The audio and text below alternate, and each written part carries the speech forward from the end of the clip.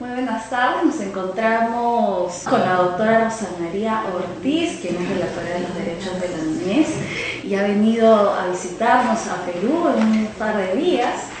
Y bueno, queríamos aprovechar la oportunidad para entrevistarlos sobre temas claves que están sucediendo ahora en nuestro país en relación justamente con los derechos de la niñez. Muy buenos días, doctora. Muy buenos días, ¿cómo están ustedes? Un gusto de conocerles, de saber que existen. Me parece fantástico que hayan creado esta red de estudiantes y egresados de maestrías y diplomados de infancia del Perú. Y espero que esta experiencia se repita en la región porque es muy necesaria. Y ya vamos a hablar de eso a lo largo de este programa. Claro que sí. Bueno, doctora, en primer lugar, para más o menos entrar en el contexto, ¿no? ¿En qué situación usted podría decir que nos encontramos como Latinoamérica, como región, como país, sobre el ejercicio pleno de los derechos de la niñez? Bien. Cuando nos juntamos para trabajar a favor de un tratado internacional de derechos humanos, hace 30, 25 años, la convención va a cumplir 24 este año, ¿qué es lo que motivaba a la sociedad civil, que fue la que impulsó a los estados a elaborar y aprobar esta convención?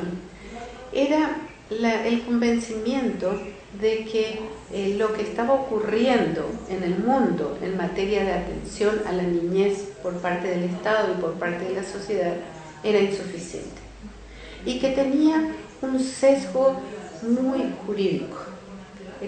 Hablar de niñez era hablar de un hecho jurídico y solo ciertas personas podían hacerlo. Y por lo tanto las respuestas del Estado no eran solamente jurídicas, pero sobre todo eran jurídicas. Es decir, el Estado pensaba que su rol comenzaba en el momento en que los niños caían del sistema. Y no es que no atendía la educación, la salud, pero lo hacía de una manera que no responde a la exigibilidad de un derecho. Es por eso que el análisis y la evaluación de que la atención a los niños que caen del sistema, que generalmente se traduce en internación en instituciones o en centros de detención de adolescentes privados de libertad, no daban la respuesta adecuada y que faltaba encarar un enfoque de derechos, es decir, ver a ese niño no como un objeto al cual se atiende como un acto de beneficencia, sino como una persona, un ciudadano pleno de todos los derechos humanos y sobre todo atender en la prevención, es decir, aquellas políticas donde el Estado atiende a todos los niños y atiende todos sus derechos. Y romper ese paradigma es muy difícil. Pero los estados mismos se dieron cuenta que a pesar de que invertían mucho dinero en atender a los niños que caían del sistema familiar, escolar o entraban en conflicto con la ley, tampoco era una respuesta ni para prevenir ni para rehabilitar a estos chicos. Por lo tanto, todo el mundo estuvo de acuerdo, y digo todo el mundo porque es universal, todos los países del mundo firmaron la convención, participaron en la elaboración de la convención, faltan solo ratificar 2 países, pero sigue siendo el Tratado de Derechos Humanos más ratificado. Es decir, hay un pleno convencimiento de que ese cambio de paradigma había que hacerlo, que las leyes de la minoridad no eran suficiente compromiso por parte del Estado. Y también era una orientación hacia un camino diferente de ver a la niñez, comenzando por no verlo al niño o a la niña como problema, o una vez que tiene un problema, sino pensar en los niños y en las niñas como una oportunidad de la sociedad de reinventarse, de reconducirse y de apuntalar aquello que todos queremos en nuestra sociedad, que es vivir en felicidad, en armonía, sin violencia, desde la familia, desde la comunidad, en su cultura y abrir un mundo de oportunidades a todos los niños y no solamente a un número muy reducido. Eso fue lo que motivó a elaborar la convención. Pero hoy día, a 24 años de la convención, podemos ver diferentes etapas. En la primera etapa, todos estos principios, todas estas ideas de desjudicializar la mirada al niño eran claras y eran muy fuertes y motivaba a la acción y a la movilización, ¿verdad? Cambiar estructuras, crear instancias nuevas de participación, de descentralización de un Estado que se concentra muy lejos de la gente, buscar instancias donde los propios niños, donde la sociedad organizada, donde las movilizaciones propias de la comunidad y sus propias organizaciones puedan participar para elaborar las políticas, para hacer el control del gobierno local, para apuntalar todo lo que la sociedad precisa, que no pasa todo por el gobierno ni por el Estado, y crear las condiciones favorables para los niños, que son condiciones que favorecen a todo el resto de la población. Porque lo que hacemos pensando en un tráfico que sea más responsable y cuidadoso con los niños sirve para todo el resto de la sociedad. Si pensamos en espacios públicos que precisan ser seguros, que precisan ser habilitados con condiciones favorables para que los chicos no corran riesgos, eso es bueno para todos. Si pensamos en los niños y en el fortalecimiento de su familia para que el niño viva libre de todo tipo de violencia en la familia, en la escuela, en la comunidad, es bueno para todos. Y esa idea es una idea que como comunicadoras es muy importante transmitir, que los derechos de los niños no son una carga más que hay que atender. Ya hay suficientes problemas para agregar más problemas. Pero estamos vendiendo de esa manera los derechos del niño. Y estamos recibiendo ahora una ondanada de reacción porque no se comprende. Los derechos del niño se presentan como un problema más, o es entendido como un problema más, en lugar de ser una oportunidad de reinventarnos como sociedad y de mejorar nuestra sociedad. Y es así como estamos en la región y en el Perú también, con unos códigos que al inicio realmente apuntalaron esos cambios de estructura. Se crearon estas instancias a nivel local, como los consejos municipales de participación de sociedad civil, de Estado, de los propios niños, las de MUNAS, como una instancia que toma de la mano al niño y a su familia y le conduce a exigir sus derechos. Pero con el tiempo, eso que era el rol de la DEMUNA, fueron dándoles funciones que al final la DEMUNA se agota atendiendo casos. Es decir, el viejazo. Volvemos a lo que antes se hacía de atender casos, niños, problemas. Y no este cambio de mirada y este cambio de política. Bueno, pero al mismo tiempo, ¿qué pasaba? Que estas instancias creadas estaban vacías de contenido y de recursos. Entonces había poco que administrar. Es decir, el Estado estaba muy ausente en esas nuevas estructuras creadas.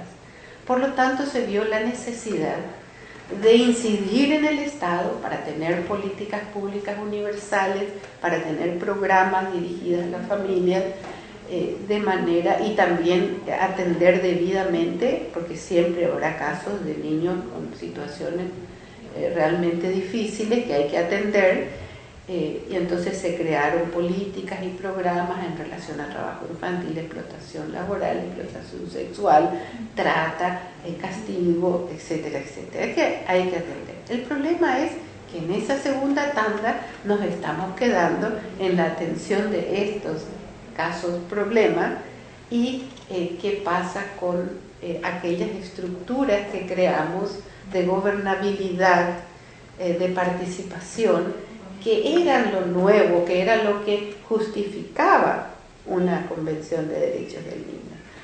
También hemos avanzado en políticas públicas. Nuestros países han avanzado en crear políticas públicas que pretenden ser universales, etc. Pero ¿qué pasa? Están divorciadas de estas estructuras de gobernabilidad y de control ciudadano y de participación ciudadana. Entonces es el momento de asegurar que esto nuevo se encuentre con estas estructuras y que el sistema de protección, de promoción y de prevención funcione, sea dinámico, aceitarlo para que todas las instancias estén adecuadas. Y en Perú encontramos que el Perú fue un modelo. Hace 20 años, cuando comenzó a la adecuación legal a la convención y creó las demunas y las comudenas, yo vine de mi país a conocer, otras personas vinieron a conocer la experiencia y fue muy buena porque la replicamos en otros países. Y esta es mi sorpresa al venir ahora a Perú y decir, pero ¿dónde está el sistema? ¿Qué pasó con el sistema?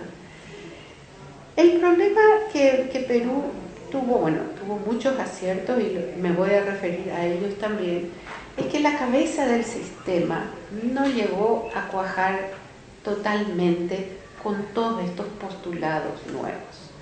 Y pasaba que lo ideal es tener una secretaría, un rango ministerial dedicado exclusivamente a los derechos de la niñez y adolescencia en su rol de coordinación, no un ente rector de la infancia, porque eso nos lleva al modelo viejo, al modelo del patronato para los niños con problemas, y ahí hay un ente que regula todo lo que tiene que ver con problemas de la niñez. Entonces la palabra ente rector nos lleva inconscientemente a ese modelo. Y lo que corresponde es un ente articulador, con un consejo interministerial, con participación de sociedad civil, con mecanismos que permitan que todo el sistema funcione, que recoja las evaluaciones y diagnósticos de las necesidades ahí donde están los niños y las niñas con sus familias, que son las comunidades, la instancia local. Entonces llegan las políticas a lo local, más o menos, ¿verdad? Pero desconociendo que existe un sistema que debe ser alimentado, que debe ser impulsado, y quien tiene que hacer eso es la cabeza del sistema. Pero la cabeza del sistema está ocupado en la atención de los niños, institucionalizado en la atención de los niños, que son muchos niños, niñas, adolescentes, con muchísimos problemas. Alguien tiene que hacer, alguien tiene que ocuparse y tiene que reglamentar y regular y controlar y promover ese tipo de actividades. Pero ese alguien no puede ser la instancia que tiene que promover la política para todos los niños. Los niños con problemas y los niños institucionalizados necesitan una buena atención, pero son unos miles. Y están los millones que esperan esa articulación, y es la mejor manera de encarar estos problemas. Porque si uno ve la desinstitucionalización que queremos promover, porque no es la institucionalización la respuesta, las medidas no privativas de libertad para adolescentes en conflicto con la ley, ¿dónde encuentran el problema? Que la comunidad no está preparada para recibirlos y que las familias por algo no las pudieron retener. Entonces la única solución es fortalecer estas instancias, y con eso estamos también atendiendo a los niños con problemas. Bueno, ha sido realmente muy enriquecedora respuesta que nos ha brindado, ¿no? Acá a Rendy y en general a todos los espectadores que van a poder visualizar esta entrevista. Y definitivamente pues falta más participación de la comunidad, como usted lo menciona, incluso de los jóvenes, ¿no? Que también están viendo esta entrevista, que ellos también, digamos, participen, ¿no? de esta manera de promover los derechos de los niños desde su misma localidad, no ver tan lejana el tema de las políticas públicas, los políticos, las ideologías, etc. Le agradezco mucho que me da pie para cerrar esta entrevista con algunos mensajes. Están en un momento muy crítico en Perú porque está en debate la reforma del Código de la Niñez, y es importante estar muy presentes y que los jóvenes y los niños y por supuesto los adultos hagan oír su voz, promoviendo un avance y no un retroceso como es el peligro.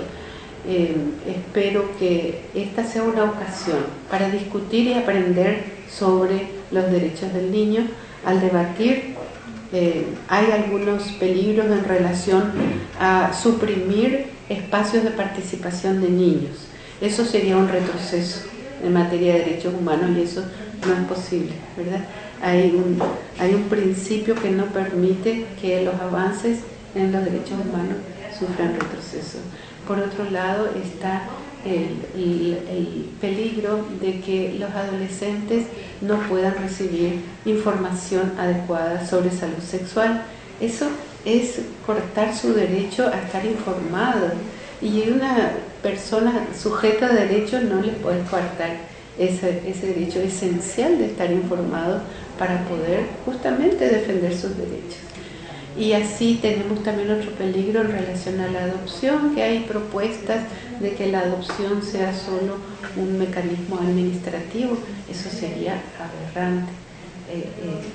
Si bien se ha manejado la idea de desjudicializar, no se refería a estas situaciones donde sí, en esos casos que uno va a cambiar su identidad, que va a cambiar su familia, que va a cambiar su estado jurídico, ¿cómo no va a estar ahí la posibilidad de una defensa adecuada para garantizar sus derechos? No puede solamente estar en manos de una instancia administrativa. Entonces, es fascinante trabajar los derechos humanos, y ocasiones como el cambio del código, ocasiones como presentación de informes, es la manera de hacer el diagnóstico de manera compartida, y eso permite juntar fuerzas y aliados para poder luchar. Muchas gracias. Muchas gracias. Y todo lo mejor para esta importante red. Gracias. Gracias.